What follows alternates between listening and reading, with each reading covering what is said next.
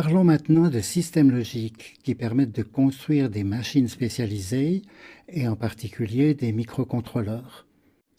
Les éléments de base sont des portes que l'on peut assembler pour former des blocs intermédiaires que l'on assemblera eux-mêmes pour faire des machines. Alors, le premier élément que l'on a déjà trouvé, c'est l'inverseur logique, qui a en fait deux états.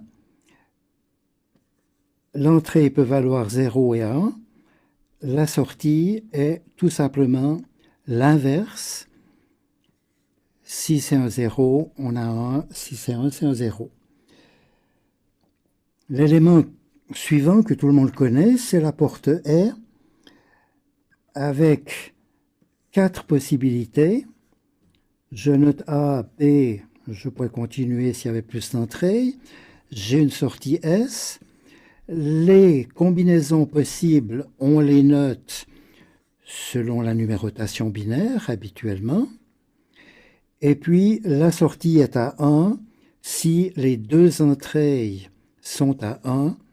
Donc voilà la table de vérité de la fonction E que l'on peut réaliser avec des transistors qui s'appellent porte E.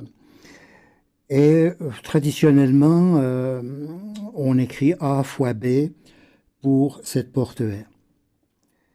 La porte OU est aussi bien connue, je vous laisse faire la table de vérité. On utilise le signe plus. Et le dernier élément de base, c'est la porte OU exclusif. En anglais XOR, qui dit l'un ou l'autre, mais pas les deux. Il y a d'autres portes, puisqu'on voit qu'il pourrait y avoir d'autres tables de vérité. Mais c'est là que les systèmes logiques montrent que toutes ces portes peuvent être générées à partir uniquement de l'inverseur et de la porte E. Mais il faut quand même avoir bien présent dans l'esprit l'existence de ces 4 fonctions que l'on va retrouver en programmation, mais avec des notations naturellement qui ne sont pas inspirées de l'âge où on pouvait taper avec la machine à écrire un O par-dessus un plus. Un C, on a le tilde pour dire que c'est l'inverse logique, on a le et logique, c'est normal, on a la barre verticale qui veut dire le ou, et puis le petit chapeau qui veut dire ou exclusif. Alors, un élément un peu plus complexe serait un aiguillage. Alors, on connaît bien les aiguillages électriques, qui permettent d'amener le courant de 2 sources différentes avec un interrupteur mécanique qui bouge. Eh bien, on a besoin de la même fonction, dans le fond, au niveau des circuits logiques. Vous avez une entrée A, une entrée B. On aimerait envoyer sur la sortie S soit A si I vaut 0, soit B si I vaut 1. Et dans cette mauvaise figure que j'ai agrandie d'une page d'un catalogue de circuits intégrés, eh bien, vous voyez que c'est utilisé pour décrire le comportement d'une interface. Le processeur va recevoir un signal qui vient de cette source ou de celle-là en fonction d'une condition logique, et ce signal va être réutilisé plus loin. C'est le langage, dans le fond, pour comprendre les schémas logiques. Donc, comment est-ce que je peux convertir la description verbale que j'ai faite tout à l'heure sous forme d'une équation? Eh bien, je vais écrire S est égal à, si I vaut 0, c'est I bar qui est actif, fois A, condition est, plus, si I est à 1, on va prendre le signal B fois B. Et là, on va trouver une porte L, on va trouver une porte OU. C'est le dessin qui est ici. I a été transposé en I bar. Si on ne veut pas dessiner l'inverseur, on peut mettre un petit rond directement avec I. Ici, on aura I bar. Voilà de nouveau un autre exemple de notation. Les multiplexeurs sont les aiguillages à plus d'entrées. Et si vous imaginez une mémoire de 1 GB, eh bien, il faut un aiguillage de 1 MB position pour choisir le mot mémoire qui vous intéresse. Naturellement, ça va se construire d'une façon électronique un petit peu plus astucieuse et plus rapide qu'avec les systèmes logiques que l'on vient d'évoquer. Les démultiplexeurs vont en sens inverse. C'est des aiguillages en pointe, disent les CFF. Vous avez encore des décodeurs, le décodeur 7 segments qui permet de convertir un nombre, un groupe de bits dans l'affichage d'un segment de segment est un exemple bien connu. Et tous ces éléments sont appelés des éléments combinatoires. Vous les retrouverez dans la prochaine leçon. Évoquons maintenant les éléments séquentiels. Et je vous remontre deux inverseurs, l'un derrière l'autre. Si j'ai un 0 sur l'entrée de cet inverseur, on va trouver un 1 à sa sortie. Le 1 va être de nouveau inversé, on aura un 0. Si j'ai par contre un 1, eh bien inversé, ça va devenir un 0. Et on va retrouver un 1. Et étant donné que j'ai chaque fois la même chose en entrée et en sortie, eh bien je peux boucler cet élément et il sera stable. À l'enclenchement, je ne sais pas quelle valeur il va prendre. C'est l'élément mémoire le plus simple que l'on peut réaliser sous forme électronique, que l'on peut dessiner avec les inverseurs comme cela, que l'on peut dessiner encore en faisant apparaître une certaine symétrie. Ici, la symétrie est meilleure et nous prépare dans le fond à dire mais cet élément mémoire, j'aimerais pouvoir le modifier. Si j'ai un 1 ici, ben j'aimerais avoir un 0 par exemple ou l'inverse. Donc si maintenant vous considérez cette porte OU, si vous avez un 0 sur ces entrées, la porte OU avec cette petite inversion de 20, c'est exactement l'équivalent de l'inverseur qu'on a vu ici. Mais l'intérêt de la porte OU, c'est que si maintenant vous insérez, vous forcez un état logique 1 sur cette entrée, à travers la porte OU, vous allez trouver un 1. Vous vous trouvez ici avec un 1, mais un 0 de ce côté. 0, 0 sur une porte OU, ça fait un 0. Le 0 vient ici et on retrouve un 1. Ce qui veut dire que lorsque le signal 7 aura disparu, eh bien, vous aurez toujours le serpent qui se mord la queue, toujours la porte qui reste stable. Donc ça, c'est la bascule la plus fameuse du début des ordinateurs et des systèmes logiques. La bascule RS, on ne s'intéresse plus à savoir comment elle est câblée avec des portes E, des portes OU, des inverseurs.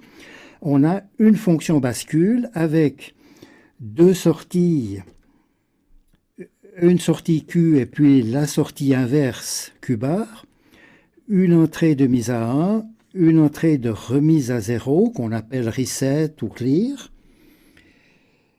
Et cette bascule, on peut représenter son comportement sous forme d'un diagramme d'état. Il y a deux équilibres possibles, Q égale 0, Q égale 1. Il y a une entrée S ici qui, si elle est à 0, eh bien, elle ne va pas influencer l'état. Mais si S est égal à 1, on va basculer, on va passer dans l'état Q égale 1 où on va rester que l'on ait S égale 0 ou que l'on ait S égale 1. Et puis maintenant, si on veut faire champ d'état, eh bien, il faudra agir sur l'entrée R, qui par défaut, elle est à 0. Et de nouveau, eh bien, on va atterrir de l'autre côté avec un état R qui est indifférent, égal 0 ou égal à 1. Donc, ce qui nous intéresse, ben, c'est de savoir qu'avec l'état S égale 1, R égale 1, on peut faire basculer. Et puis maintenant, si vous posez la question, que se passe-t-il si on agit simultanément sur S et sur R? Eh bien, on ne doit pas le faire.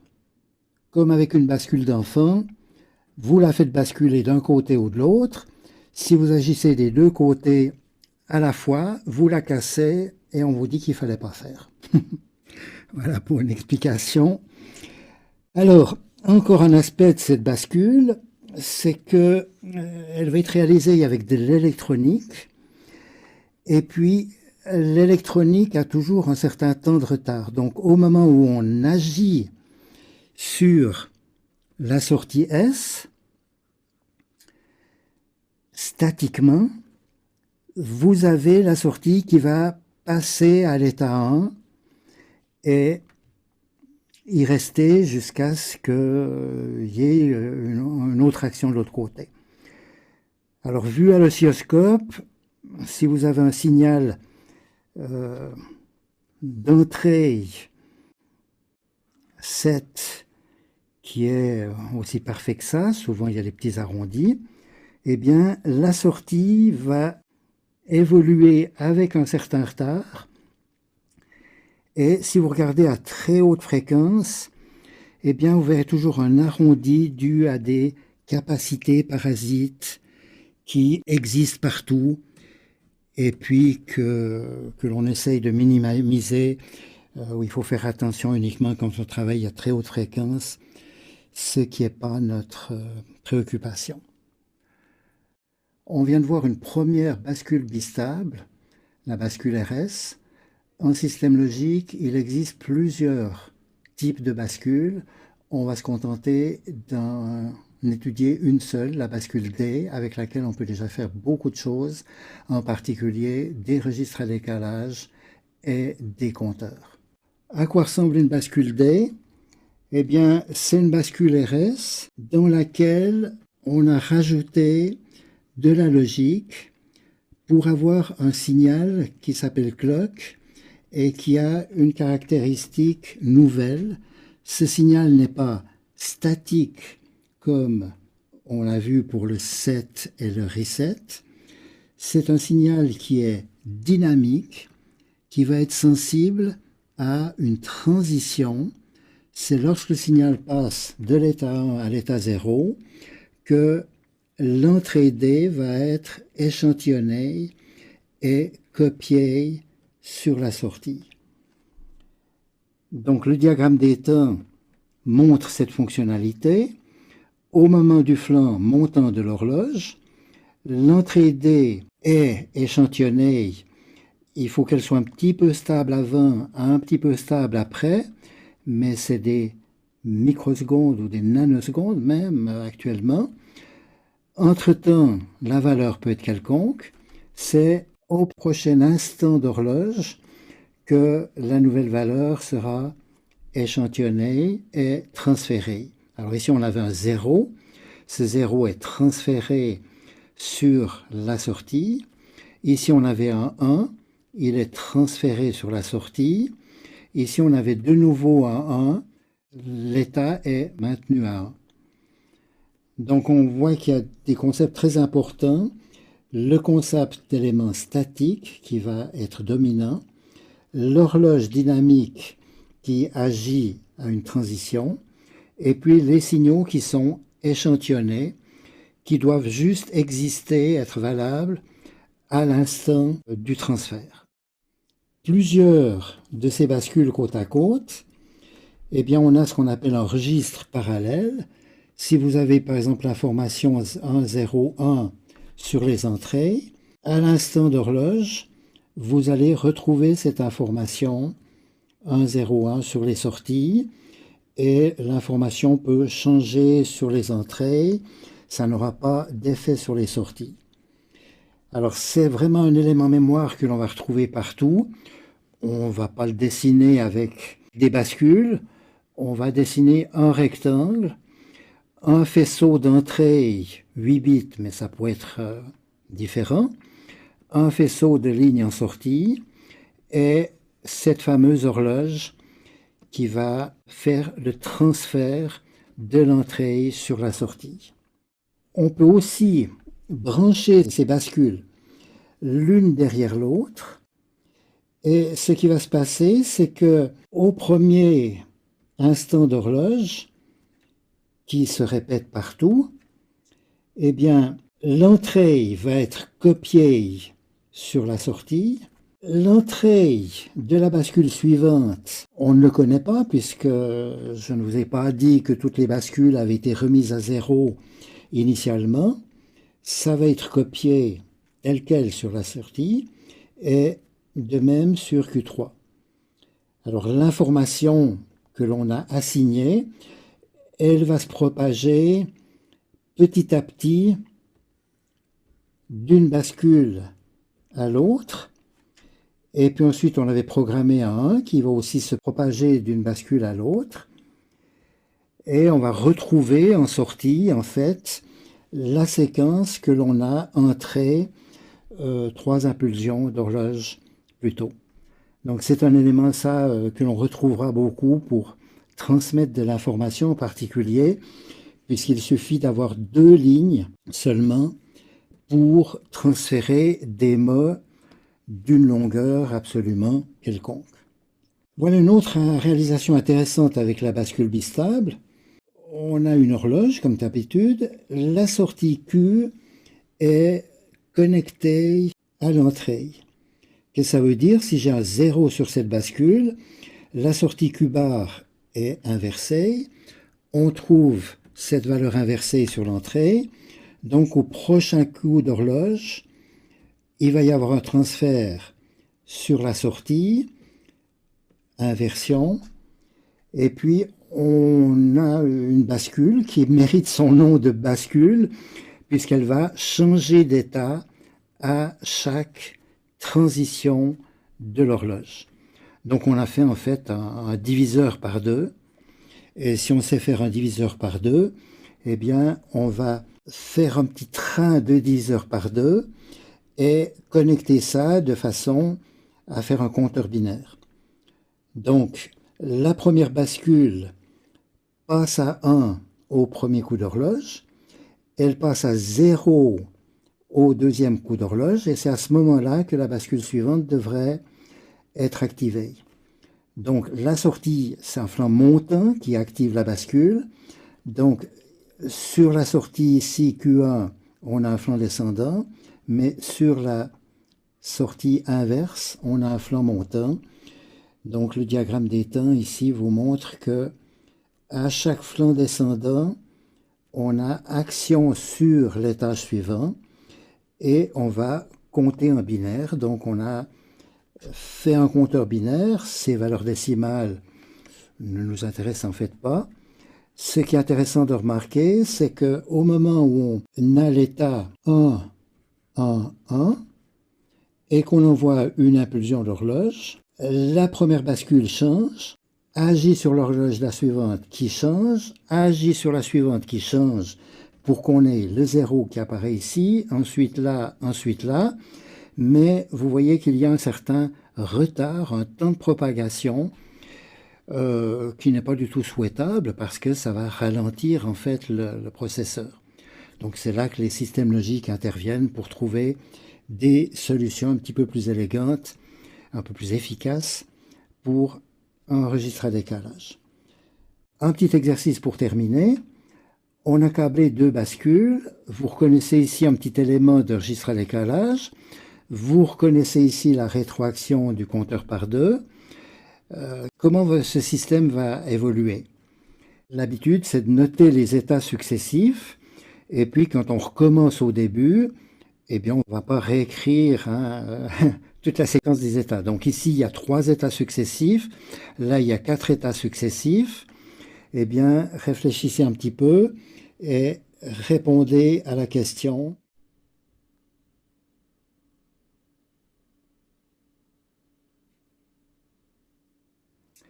Ok, la réponse, eh bien, si on essaye de l'analyser un petit peu, ici, le 0 de la première bascule, c'est un 1 sur la bascule suivante. Donc, le Q1 va se recopier sur la bascule Q2. Et là, déjà, on voit que c'est manifestement faux. Par contre, la sortie Q2 qui était à 0 est effectivement copiée sous la forme d'un 1 sur la bascule Q1. Donc, cette séquence est correcte. Ici, le transfert est correct. Ensuite, le 0 qui est inversé se retrouve sous forme d'un 1. Le 1 est inversé se retrouve sous forme d'un 0. Le 1 inversé va se retrouver au début de la séquence, de même que le 0. Et on a fait la boucle, on a un compteur par 4 selon une séquence que l'on retrouvera aussi, puisqu'on peut remarquer qu'il y a un seul bit qui change à chaque transition. Voilà, on a une petite idée de ce qu'on peut faire avec des systèmes logiques, et maintenant il nous faudra continuer la complexité pour arriver à un microprocesseur et un microcontrôleur.